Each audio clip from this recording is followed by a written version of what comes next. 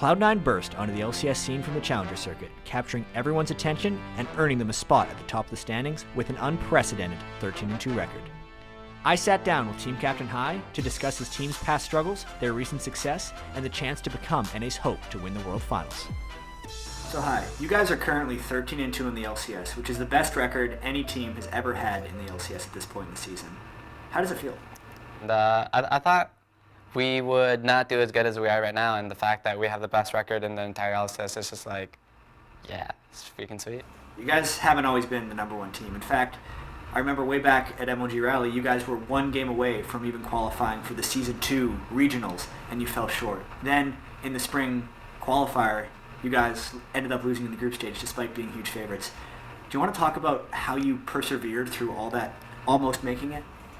When we lost the LCS qualifier, that was like one of the saddest days of my life probably, because it's just like I spent the last few months trying to get this and I couldn't get it. And it's like, crap, what do I do now? So then two of our teammates left too, and like I was really good friends with them. And it is sad to lose the qualifiers and lose your friends as a teammate. And I didn't want everyone to leave, so I talked to Wild Turtle and Lemon Nation to see if they wanted to stick with me. If they wanted to, I would try my best again and try and make it this time. And it all panned out for us. And I'm happy that it worked out the way it did. And as far as dealing with expectations now that you're in the season, how do you manage the difference between no one believing in you and now people expecting things? Well, last time around, I believed in what people were saying, because like they always said we were going to make, so I was like, yeah, they're probably right, we're going to make it. And like I kind of got lost in that, you know, like I thought it was going to happen, it didn't happen. So I learned since then that I should just trust my own instincts and feel differently about things like that. So I don't go into a cocky or a hot-head, and I just try to think of take it one game at a time, and just understand that I can always lose and not let the hype get to me or anything. We're just like any other team, basically. So then, when Nien and Wild Turtle left the team, was there a point where you're wondering, was this ever going to happen for you? Would you actually make it to be a pro? I've thought about it, but it wasn't like something I planned on. Like I still filled up my FAFSA form just in case like we didn't make it out this time, so I could go back to school. So I wasn't banking on the fact of making it. I had it in my mind, but it wasn't something I was entirely sure of. Were you ever tempted to leave as well and try to just join an LCS team instead of staying here and forming Cloud9 again?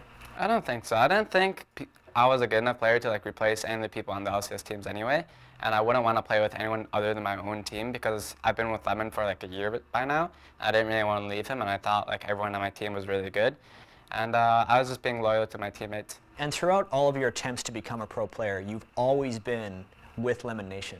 What is it about him that have kept you guys together so long? I've always thought he's one of the best supports. I really like him as a person. I've always thought he's very smart. He's always applied his own knowledge to the game through mathematics and just understand what's good and what's bad. And he always did research on other teams. And he's always been very pivotal to the ban and draft phase. So I couldn't really replace that in the team because he had a very big, important role to it. And I've been with him since the start, so I would never want to like leave or like change him. He's just a really good friend of mine that does a lot for the team. Do you think that friendship contributes to your ability to come back in games or even team fight so well?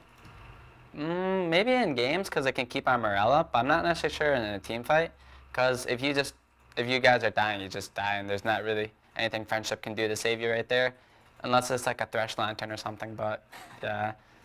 And now moving into the next part of the split, as you're looking towards Worlds, what are the steps you think you guys have to take to compete on the world stage?